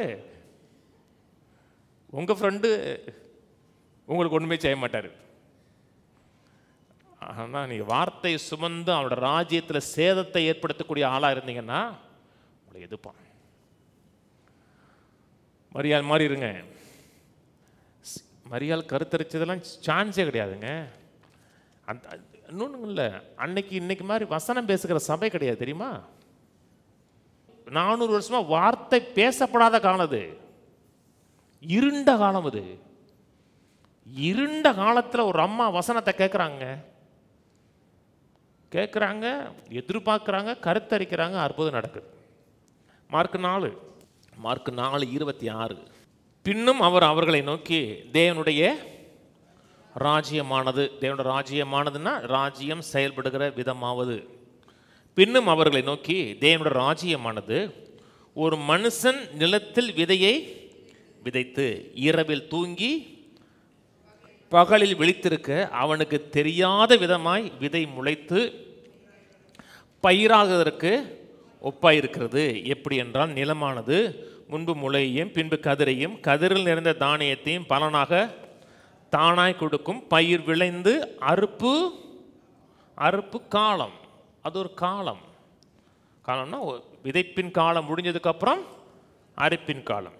பயிர் விளைந்து அறுப்பு காலம் வந்த உடனே அறுக்கிறதுக்கு ஆட்களை அனுப்புகிற ராஜ்யம் செயல்படுகிறது. தேவனுடைய ராஜ்யமானது அப்படின்னு சொல்றாரு. மத்தேயுல சொல்றார், விதைக்கிறான், நீர் பாய்ச்சுகிறான், அறுவடையை எடுக்கிறாங்க. அது கவனிச்சுட்டு வாங்க. நீங்கள் இன்னைக்கு கண்களில் காண்கிற அனைத்தும் விதையின் மூலமாக வந்தது தான். நீங்கள் காண்கிற அத்தனை விதையின் மூலமாக வந்தது. ஒரு மனுஷனை பார்க்குறீங்க அப்படின்னா என்ன அர்த்தம்? அவன் ஒரு விதையின் மூலமாக வந்தவன். மறுபடியும் பிறந்து ஒருத்தன் சர்ச்சில் இருக்கிறான், அவன் எப்படி வந்தான்? வார்த்தையாகி விதை அவனுக்குள்ளே விதைக்கப்பட்டுச்சு. இன்னைக்கு உலகம் முழுதும் ராஜ்யம் எக்ஸ்பேண்ட் ஆகுது. ஏன்? ஒரு விதை ஒரு நாள் நிலத்தில் விழுந்தது. கவனிக்கிறீங்களா? ஏன் சொன்னார் இல்லையா, கோதுமையானது நிலத்தில் விழாதிருந்தால் தனித்திருக்கும், விழுந்ததையாகில் அதிக பலனை கொடுக்கின்றார். எல்லாமே எப்படி செயல்படுகிறது? விதை அது ஒரு நிலத்தில் விழுகிறது, அதுக்கு நீர் பாய்ச்சப்படுகிறது, ஒரு குறிப்பிட்ட காலத்தில் அது விளைச்சலை ஏற்படுத்துகிறது. இங்கே சொல்றார், பின்னும் அவர் அவர்களை நோக்கி தேவனுடைய ராஜ்யமானது ஒரு மனுஷன் விதையை விதைப்பதற்கு எப்பொழுது ஒரு மனுஷன் அவசியம்? நான் சொன்னது புரியுதுங்களா? சரியான விதைகள் நிலத்தில் வேண்டும் என்றால் ஒரு சரியான விதைக்கக்கூடிய ஒரு மனிதன் அவசியம். விசுவாசம் எப்படி வருகிறது? கேள்வியினால் வருகிறது. விசுவாசம் கேள்வியினால் வரும், கேள்வி தேவனுடைய வசனத்தை கேட்கறதுனால வரும். பிரசங்கப்படாவிட்டால் எப்படி கேள்விப்படுவார்கள்? மேலே அனுப்பப்படாவிட்டால் எப்படி பிரசங்கிப்பார்கள்? சமாதானத்தை கூறி நற்காரியங்களை அறிவிக்கினுடைய பாதங்கள் எவ்வளவு அழகா இருக்குங்கிறார். விதைக்கிறதுக்கு ஒரு மனிதன் விதைக்கிறான், அது இருதயமாக நிலத்தில் விழுகிறது, அது பாதுகாக்கப்படுகிறதுனா ஒரு பீரியட் ஆஃப் டயத்தில் என்ன விதை விதைத்தார்களோ அந்த விதைக்கேற்ற விளைச்சல் கட்டாயம் உண்டாகும். ஆனால் விதையை சந்தேகப்படக்கூடாது. கர்த்தர் பொருளாதாரத்தில் மாற்றத்தை ஏற்படுத்துவார், அதிசயங்களை செய்வார், அற்புதம் செய்வார்னா ஆமாம் நம்ம இவ்வளோ நாள் கேட்டு எண்ணத்தை தான் கிடச்சின்னா நீங்கள் மறுநாள் நோண்டி இருக்கீங்க, போய் சாயங்காலம் நோண்டி பார்த்துருக்கீங்க. ரொம்ப நாளைக்கு முன்னாடி, இப்போ இல்லை, சின்னவன் அவருக்கு உங்களுக்கு நினைக்கிறேன், அவங்க ஸ்கூலில் வெண்டைக்காய் விதை கொடுத்து விட்டாங்க. ஒரு சடியில் ஊற்றுனா முளைக்கலை, அடிக்கடி நோண்டி பார்ப்பான், அதுக்கப்புறம் வரவே இல்லை. நீங்கள் உள்ளே விதைச்சிட்டிங்கன்னா ஓயாமல் நோண்டக்கூடாது, அமைதியாக காத்திருக்கணும், தண்ணி கரெக்டான நேரத்தில் ஊற்றணும், சுற்றி களை இருந்தால் எடுத்திங்கன்னா காலன் வரும்போது அப்படியே முளைச்சி வெளியே வரும். வந்தவுடன் அப்படி வெண்டைக்காய் வராது, வெண்டைக்காய் முனி லைட்டாக வந்துச்சு, அடுத்த நாள் பார்த்தோம்னா வெண்டைக்காய் பாதி வந்துச்சு, அப்படி வராது. நீங்கள் எதிர்பார்த்ததுக்கு விரோதமாக ஒரு இலை வரும். நம்ம இலையவா எதிர்பார்த்தோம்? இல்லை, நம்ம வெண்டைக்காய் எதிர்பார்த்தோம்.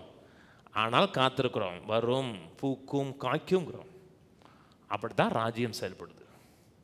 வர்றீங்க, கவனமாக கேட்குறீங்க, ஒரு சின்ன மாறுதல் உங்களுக்கு ஏற்பட்டதை நீங்கள் பார்க்க முடியும். பார்க்கலையா? கட்டாயம் பார்க்க முடியும். அதுக்கப்புறம் அது உண்மையை தொடர்ந்து கேட்டுக்கிட்டே வந்தீங்கன்னா அற்புதம் நடக்கும். அற்புதம் இன்ஸ்டண்ட்டாக நடக்குதுங்க. கர்த்தர் அற்புதம் செய்கிறாரா? செய்கிறார். எனக்கு தியரி மட்டும் வேணாம், எனக்கு அற்புதம் வசனத்தை அனுபவிக்கிற ஆள் எனக்கு வேணும். ஆண்டவர் இவருடைய நீர் பாய்ச்ச விடுறாரு. நீர் பாய்ச்ச விடுறதுக்கு தான் என்ன சொல்கிறாருன்னா, நீ ஒரு இனத்தாளாகிய எலிசபெத்தும் கற்பந்தரிச்சிருக்கான்னு சொல்லி ஒரு அற்புதத்தை கேட்டவொன்னு உங்களுக்கு என்ன நடக்குதுன்னா, நமக்கும் கர்த்தர் சொன்னது நிறைவேறுங்கிற ஒரு எதிர்பார்ப்பு உண்டாகுது. உண்டாகலையா? அது என்னது? நீர் பாய்ச்சப்படுகிறதுன்னு அர்த்தம்.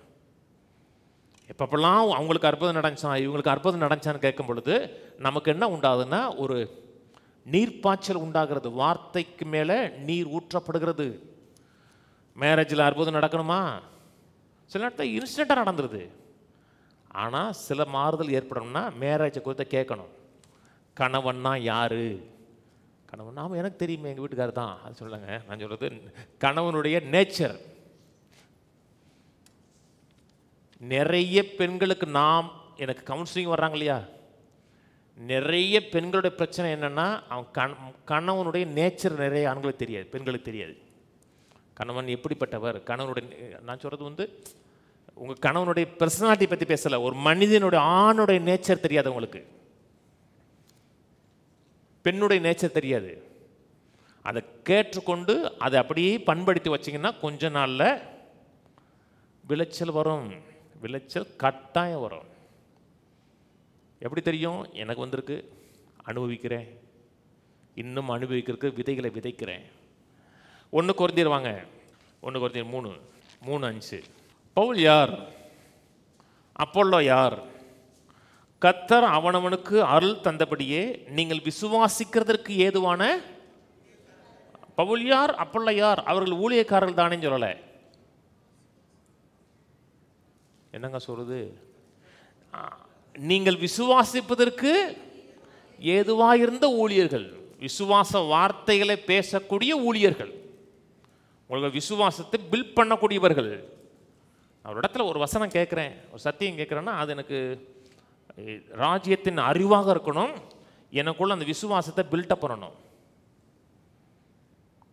சொல்றது புரியுதுங்களா? கீழே நான் நட்டேன், அப்பொல்லோ நீர் பாய்ச்சினான், தேவனோ விளைய செய்தார். அப்படி இருக்க நடுகிறவனும் ஒன்றுமில்லை, நீர் பாய்ச்சுகிறவனும் ஒன்றுமில்லை, விளைய செய்கிற தேவனாலே எல்லாமாக. ஒரு மனிதன் நடுகிறார், ஒருத்தர் நீர் பாய்ச்சுறார். இல்லை கவனிங்க, ராஜ்யத்தை குறித்து ஒரு வாரம் என்னால் பேச முடியாதா? ஒரே வாரத்தில் நான் பேசிட்டு போகிறேன், ஒரே வாரம் தான். நான் சொன்னது எல்லாத்தையும் அப்படி சின்ன ஹின்ஸ் மாதிரி கொடுத்து போயிடுவேன். என்ன செஞ்சுருக்கேன்? விதைச்சிருக்கிறேன். நீர் பாய்ச்சறது அதுக்காக தான் நிறைய வாரம் எடுக்கிறேன். எந்த தலைப்படுத்தாலும் ஒரு வாரம் விதைக்கிறேன், அடுத்த வாரம் நீர் பாய்ச்சுறேன், அடுத்த வாரம் நீர் பாய்ச்சுறேன். அது நீர் பாய்ச்சி விளைகிற கர்த்தர் விளைய செய்து மனதில் கவலைகள்லாம் போய் அந்த எதிர்பார்ப்பு வரும் பொழுது கர்த்தர் விளைச்சலை ஏற்படுத்தி கொடுக்குறார். கீழே மேலும் நடுகிறவனும் நீர் பாய்ச்சுகிறவனும் ஒன்றாக இருக்கிறார்கள், அவனவன் தன் வேலைக்கு தக்கதாய் கூலியை பெறுவான். நாங்கள் தேவனுக்கு உடன் வேலையாட்களாக இருக்கிறோம், நீங்கள் தேவனுடைய பண்ணையும் மாளிகையா இருக்கு. நீங்கள் யாரு? பண்ணை, தேவனுடைய பண்ணை. அவர் பண்ணை அப்படிங்கிற பார்த்தீங்களா? நம்ம எல்லாருமே பண்ணை தான். யார் பண்ணன்னு கேட்காதீங்க, நம்ம தான் பண்ணை. ஆனால் நான் பண்ணை யாரு? நம்ம தான் பண்ணை. இந்த பண்ணையில் வார்த்தையாகி விதைகள் விதைக்கப்பட்டுகிட்டே இருக்கணும். விதைக்கணும், புரிந்து கொள்ளணும், அங்கீகரிக்கணும்னா அதை ஆவியானவர் நிழலிட்டு ஒரு பீரியட் ஆஃப் டயத்தில் வெளியே கொண்டு வருவார். சுகமாகணுமா? வார்த்தை வரணும். முதல்ல வார்த்தை வரணும். நீங்கள் ஹீலிங் மீட்டிங் போகலாம், சுகமாகலாம், திரும்பி இன்னொரு ஹீலிங் மீட்டிங் நீங்கள் இருப்பீங்க. நான் பார்த்துருக்கேன், பலரை பார்த்துருக்கேன். அந்த ஹீலிங் மீட்டிங்கில் அவங்க சுகமானாங்க, அடுத்த ஹீலிங் மீட்டிங்கில் அதே வியாதியில் நிற்பாங்க. அந்த வார்த்தை வந்துச்சு, சந்தேகம் வந்துச்சு, அப்புறம் திரும்பி வசனத்தை கேட்டீங்க, சந்தேகம் போகிற வரை கேட்டீங்க, நீர் பாய்ச்சிட்டிங்கன்னா ஒரு நாள் சுகம் அப்படி துளிச்சு வெளியே நிற்கும். பிறந்துருச்சுன்னா அது அந்த 9 மாதம் ஆயிடுச்சு அப்படின்னா அந்த பக்கத்தில் வந்துருச்சுன்னா எவனுமே தடுக்க முடியாதுங்க. உலகத்திலோட அபாட் ஆகலாம், இது அபாட்டே ஆகாது. பொருளாதாரத்தில் மாற்றம் வரணுமா? செழிப்பு குறித்து கேட்கணும். இந்த சத்தியத்துக்கு விரோதமாக இன்னொரு இடத்துல 2 வருஷம் கேட்டிருக்கீங்க அப்படின்னா உடனே உங்களுக்கு கருத்தரிக்காது, எனக்கு உள்ளே போகும்போதே அபாட் ஆகும். நம்ம பேசுறது வேற, இத்தனை நாள் கேட்டது வேற.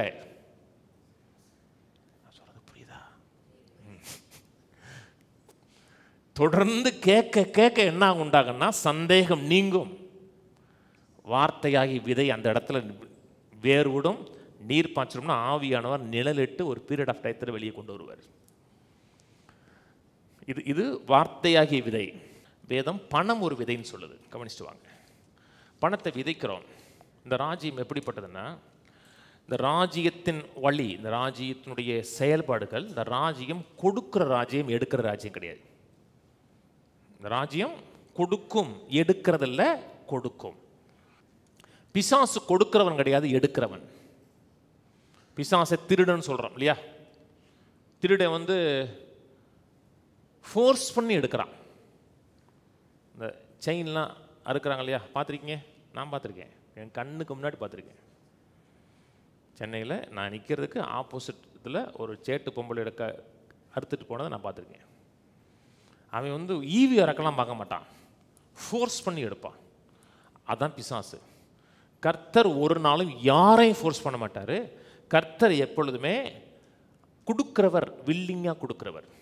இப்போ நீங்கள் கொடுக்குறீங்க, கொடுக்கும்போது ட்ரேடு கிடையாது, அதாவது வியாபாரம் கிடையாது.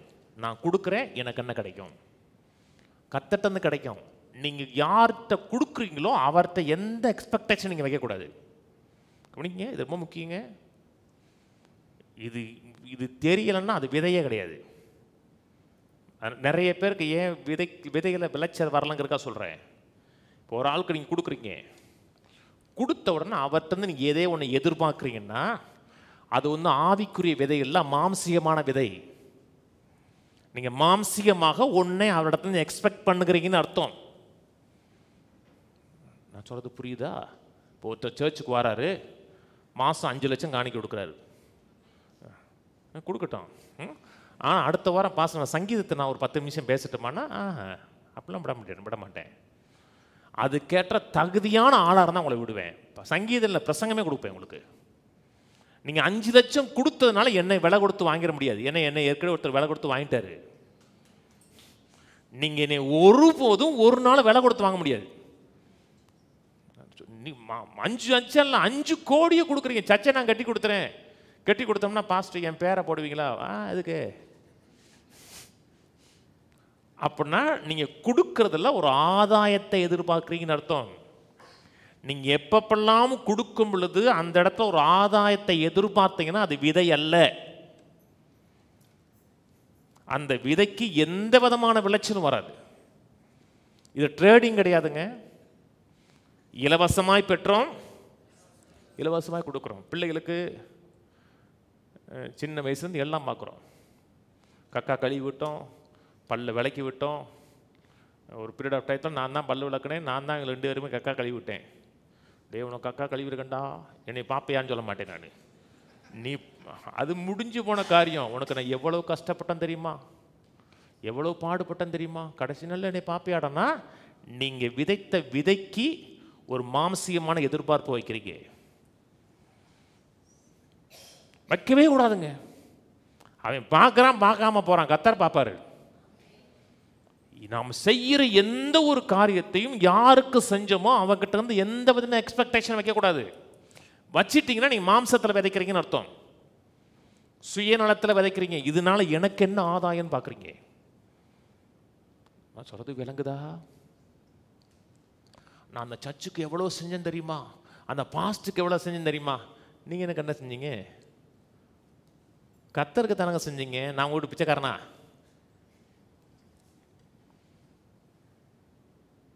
அப்படின்னா நீங்கள் கர்த்தருக்கு செய்யலை, அதனால உங்களுக்கு விளைச்சல் வராது. நீங்கள் செஞ்சது ஒரு மனிதனுக்காக செய்கிறீங்கன்னு அர்த்தம். நான் எவ்வளவு செஞ்சுருக்கேன், அவருக்கு நன்றி இல்லை, அவர் இது எனக்கு செய்த கடமைப்பட்டவர் அப்படின்னு நினச்சிங்கன்னா அது அந்த விதை மாம்சீகமான விதை, விளைச்சல் வராது. நான் கர்த்தருக்கு நிறையா கொடுத்துருக்கேன், கர்த்தர் இது எனக்கு செய்வதற்கு ஒரு கடமைப்பட்டிருக்காரு கிடையாது. நீங்கள் விடுற ஒவ்வொரு மூச்சுக்கும் நீங்கள் தான் கடமைப்பட்டிருக்கீங்க.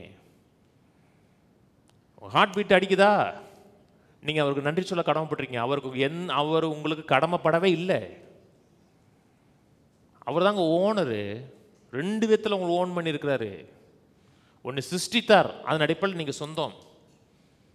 சிருஷ்டிக்கும் போது கூட உங்கள் மேலே எந்த ஃபோர்ஸ் வைக்கல தெரியுமா? மனுஷன் மேலே உனக்கு எல்லாம் கொடுத்துருக்குறேன், நீ கட்டாயம் என்னத்தான் கும்பிடணும்னு சொல்லி அவன் மேலே எந்த நிபந்தனையும் வைக்கல. ஃப்ரீவில் கொடுக்குற, இஷ்டம் தான் கொடுப்பா, ரெட்ட விட்டுருப்பாங்க. ஃபோர்ஸ் பண்ணலைங்க. அவன் தன்னை ஆராதிக்குங்கிறதுக்கு சுயநலமான எந்த ஒரு காரியத்தையும் வைக்கல அவன் மேலே. திரும்பி இழந்து போகிறான், திரும்பியும் குமாரன் அனுப்புகிறாரு. எதுக்கு? அவனை மீட்கணுங்கிறதுக்கு அனுப்புகிறாரு.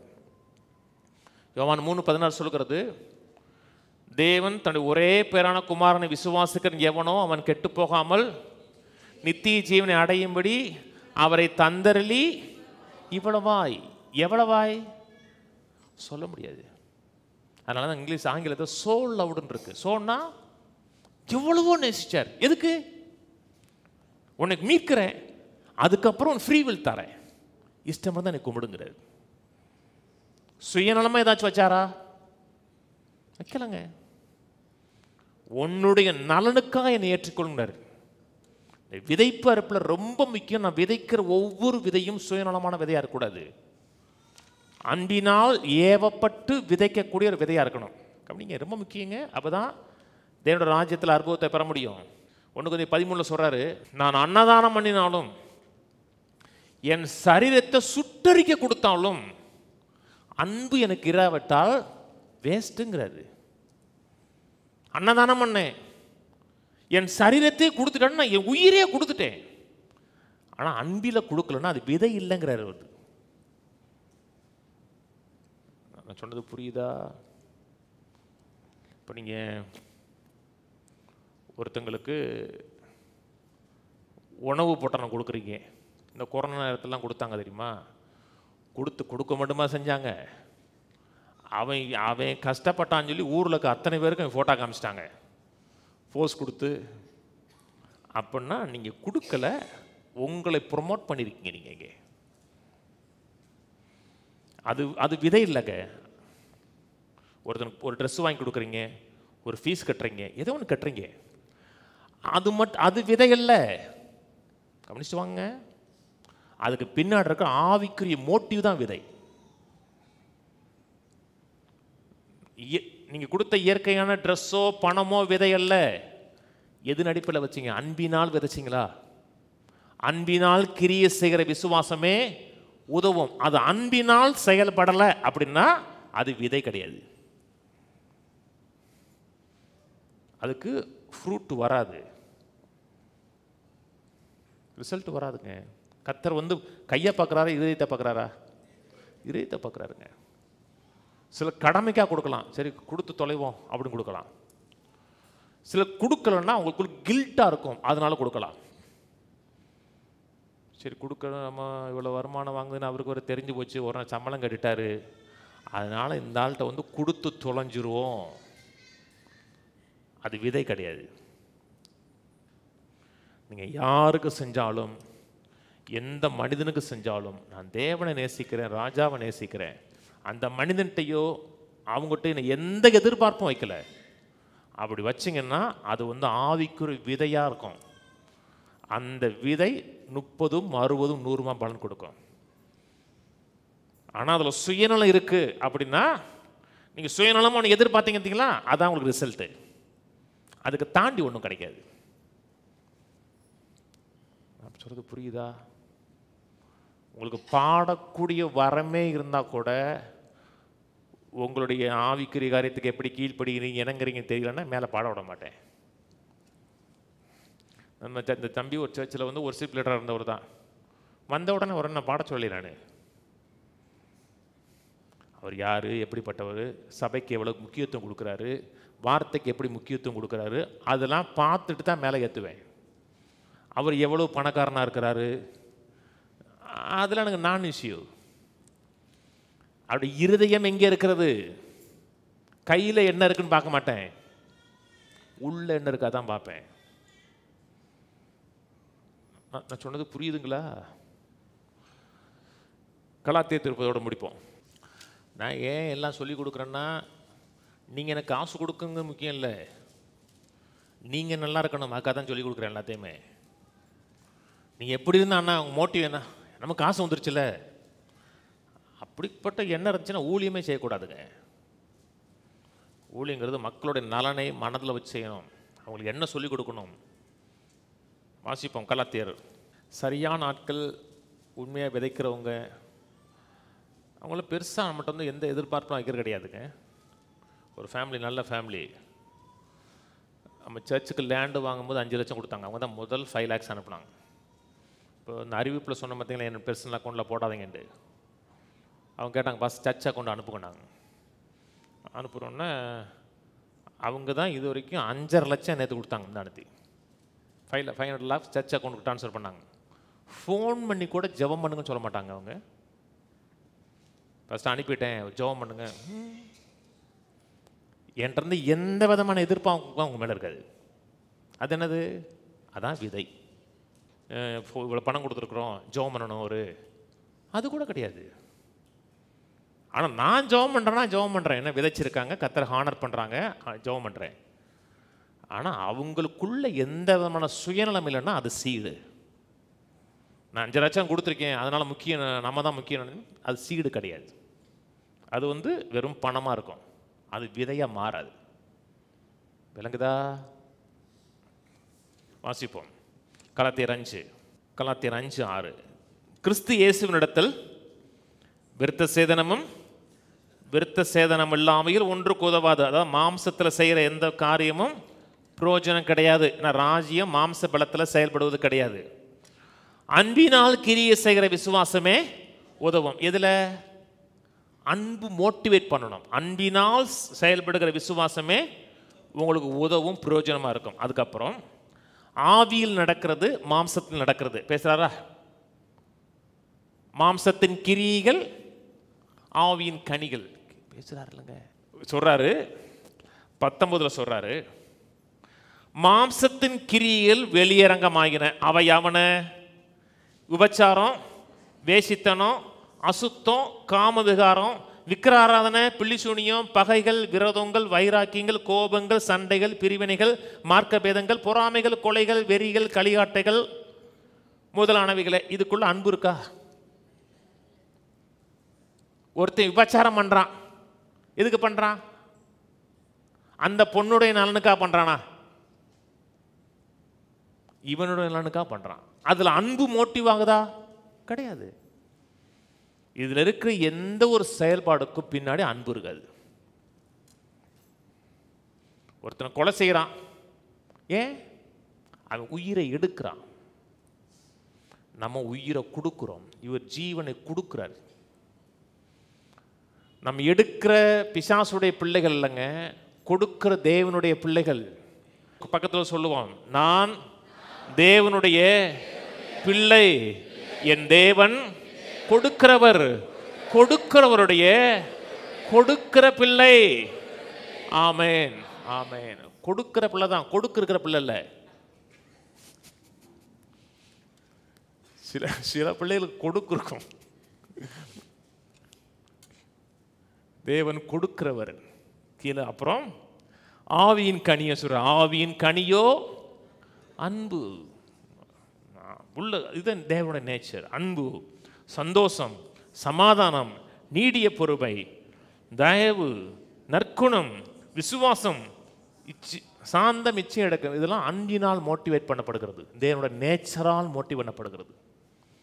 அப்புறம் 6 சொல்றாரு, வசனத்தில் முடிக்கிறேன், விளக்கல்ல அப்படி முடிச்சுறேன். 6 மேலும் திருவசனத்தில் உபதேசிக்கப்படுகிறவன் உபதேசிக்கிறவனுக்கு சகல நன்மைகளிலும் பகிர்ந்து கொடுக்க கடவன். மோசம் போகாதிருங்கள், தேவன் தம்மை பரியாசம் பண்ண மாட்டார். மனுஷன் எதை விதைக்கிறானோ அதை அறுப்பான். தன் மாம்சத்துக்கென்று விதைக்கிறவன் மாம்சத்தினாலே அழிவே இருப்பான். மாம்சத்தினால் ஏவப்பட்டு விதைக்கப்பட்ட விதையாக இருந்தால் கூட அதில் விதையின் விளைச்சல் வராது, மாம்சத்தினுடைய விளைச்சல் உண்டாகும். சொன்னது புரியுதுங்களா? ஆவியினால் ஏவப்பட்டு ஆவிக்கென்று விதைக்கிறவன் ஆவியினாலே அந்த ஜீவனுடைய ரிசல்ட் கிடைக்கும். பின்னாடி மோட்டிவ் என்ன? விதைக்கப்படுகிறோடைய விதையினுடைய மோட்டிவ் என்ன? அன்பினால் ஏவப்படுகிறோமா, விசுவாசத்தினால் ஏவப்படுகிறோமா அப்படின்னா அந்த விதை ஆவிக்குரிய விதையாக இருந்து ஆவிக்குரிய பலனை கொண்டு வரும். நான் சொல்றது புரியுதா? அப்புறம் சொல்றாரு, நன்மை செய்கிறதில் சோர்ந்து போகாதிருப்போமாக. நாம் தளர்ந்து போகாதிருந்தால் கரெக்ட் டயத்தில் அறுப்போம். சரியான விதை. இருதயம் நல்ல மோட்டிவ், சுயநலம் கிடையாது, ஆவிக்குரிய சிந்தை, கர்த்தர் மேல் நல்ல அறிவு, அன்பு, பாசம், ராஜ்யத்தை குறித்த விசுவாசம் இருந்துச்சுன்னா நீங்கள் விதைக்கிற ஒவ்வொரு விதையும் ஏற்ற காலத்தில் கட்டாயம் அறுப்போம். அந்த விதை பலனில்லாத விதையாக இருக்காது, பலனுள்ள விதையாக இருக்கும். நான் கவனிக்கிறீங்களாங்க? நான் கர்த்தரை கனப்படுத்த போகிறேன், ராஜாவை கனப்படுத்த போகிறேன். ஒரு மனுஷனுக்கு கொடுத்தா கூட அவன்கிட்ட நான் எந்த எதிர்பார்க்கல. சிலருக்கெல்லாம் நான் விதைக்கிறேன், அவங்க தேங்க்ஸ் பண்ணவங்க கூட எதிர்பார்க்க கிடையாது. என்னை டிஸ்டர்ப் பண்ணாமல் இருந்தால் ரைட்டு. நான் விதைக்கிறது நான் தேவனை மனதில் வச்சு தேவனை நேசிக்கிறதுனால விதைக்கிறேன். நீ எனக்கு ஒன்று செய்யணும், நீ எனக்கு கடமைப்பட்டவன் கிடையவே கிடையாது. அப்படி நினைச்சோம்னா அது மாம்சீகம் வந்துடுதுன்னு அர்த்தம். அது விதையாக இருக்காது, அன்பினால் மோட்டிவேட் ஆகாது. யாருக்கு செஞ்சாலும் சரிதான், மனைவி செஞ்சாலும் சரிதான், மனைவியோட குடும்பத்துக்கு செஞ்சாலும் சரிதான். இல்லை பாஸ்டர் உங்களுக்கு எவ்வளோ செஞ்சேன், நன்றி இல்லாத குடும்பம். எதுக்கு நன்றியாக இருக்கிறதுக்காக செஞ்சீங்களா, விதைச்சிங்களா? மனுஷன் யாருக்கு விதைச்சிங்க? மனுஷன் எப்படி இருப்பான்? நன்றி இல்லாமல் தான் இருப்பான். அதான் மனுஷன். நீங்கள் அவங்ககிட்ட எதிர்பார்க்கவே கூடாது. அப்படி எதிர்பார்த்தீங்கன்னா கசப்பு உண்டாயிரும். உங்கள் கேரக்டரை காமிங்க. கர்த்தர் ரிசல்ட் எங்கே கொடுக்கணுமோ அங்கே கொடுப்பார். இப்படி தான் ராஜ்யம் செயல்படுது. நீங்கள் யார்? ராஜ்யத்தின் ஜனங்கள். அதனால தான் உங்களுக்கு போதிக்கிறேன். கேளுங்க, உள்ளத்தில் வைங்க, காத்துக்கொள்ளுங்க, நீர் பாய்ச்சுங்க. 30, 60, 100 பலன் கொடுக்கும். கர்த்தர் உங்களை ஆசீர்வதிப்பார். எழுந்து நிற்போம். பிதாவே, உம்மை துதிக்கிறோம், சோதரிக்கிறோம், நன்றி செலுத்துகிறோம். நீர் எங்களுக்கு செய்திருக்கிற சகல உபகாரங்களுக்காக, நன்மைகளுக்காக நன்றி. ராஜ்யத்துக்குள்ளே வைத்திருக்கிறே, ராஜ்யத்தின் ராஜாவை போல நாங்கள் செயல்படும்படியாக ராஜாவின் சிந்தை உள்ள மக்களாக எங்களை மாற்றுவதற்காக நன்றி. கேட்ட ஒவ்வொருவரையும் ஆசீர்வதிக்கிறேன். கர்த்தாவே, ராஜ்யத்தின் மனநிலை எங்களுக்கு இருக்கட்டும், ராஜாவுடைய சிந்தை எங்கள் மேலே இருக்கட்டும். ராஜாவாகிய தேவன் எங்கள் வாழ்க்கையின் ஒவ்வொரு பகுதியிலையும் ஆளுகை செய்ய வேண்டுமா ஜெபிக்கிறேன். நாம உயர்ந்திருக்கட்டும், நாம மகிமைப்பட்டிருக்கட்டும். கர்த்தர் ஒருவர் மாத்திரம் எங்கள் வாழ்க்கையில் மகிமைப்பட்டிருக்க வேண்டுமா ஜெபிக்கிறோம். கர்த்தாவே, துதிக்கிறோம். மரியாதை போல கர்த்தாவே, எந்தவித சந்தேகப்படாமல், கவலைப்படாமல் இருதயத்தில் வார்த்தை வைத்து காத்துக்கொள்ள உதவி செய்வீராக. நல்ல மக்களோடு கர்த்தாவே, அந்த மரியாள் எலிசபெத்தோடு தொடர்பு கொண்டது போல ஆவிக்குரிய உற்சாகத்தை, பலனை கொடுக்கக்கூடிய நண்பர்களோடு பழகவும், விசுவாசத்தை தூண்டிவிடக்கூடிய மக்களோடு பழகவும் எங்களுக்கு உதவி செய்வீராக. கேட்ட மக்களை ஆசீர்வதிக்கிறோம். வாழ்க்கை ஆசீர்வதிக்கப்பட்டிருக்கட்டும். தேவ கிருபை, தேவ சமாதானம் வாழ்க்கையின் எல்லா பகுதியிலும் இருக்கட்டும். வழி நடத்துவீராக. ஆசீர்வதியும். இயேசு நாமத்தில் பிதாவே, ஆமென். கர்த்தராகிய இயேசு கிறிஸ்துவின் கிருபையும், பிதாவாகிய தேவனுடைய அன்பும், பரிசுத்தாவின் ஐக்கியமும் நம் அனைவரோடு கூட இன்றைக்கும் என்றைக்கும் கிறிஸ்துவின் வரியை மட்டும் இருப்பதாக. ஆமென். கர்த்தரோடு ஆசீர்வதித்து எல்லா தீமைகளுக்கு விலக்கி காக்க கடவர். கர்த்தர் தம்முடைய தயவுள்ள முகத்தை உங்களுக்கு பிரகாசிக்க பண்ணி உங்களுக்கு கிருபையாக இருக்க கடவர். கர்த்தர் தம்முடைய முகத்தை உங்களுக்கு பிரசன்னமாக்கி சமாதானம் கட்டளையிட கடவர். கர்த்தரோடு ஆசீர்வதித்து சகல ஜீவனோடும் சுகத்தோடும் ஆரோக்கியத்தோடும் ஒரு குறைவில்லாமல் 120 ஆண்டுகளுக்கு மேலாக வாழ வைப்பாராக. ஆமென், ஆமென், ஆமென்.